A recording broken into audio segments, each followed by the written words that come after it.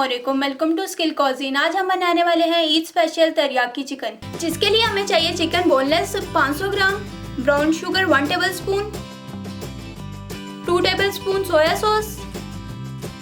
अब चिकन को अच्छी तरह मैरिनेट कर लेंगे और इससे 15 मिनट रख देंगे।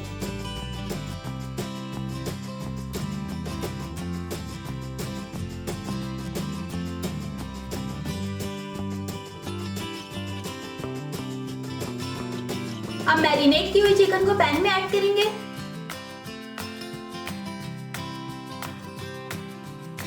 तो तैयार है मज़ेदार सी चिकन तरियाकी। यकीनन आपको मेरी ये रेसिपी अच्छी लगी होगी, मुझे कमेंट सेक्शन में ज़रूर बताइएगा। तो इसे लाइक करें और अपने दोस्तों के साथ शेयर करें। Subscribe my channel and press bell icon. दुआ में याद रखिएगा। अल्लाह हाफिज़।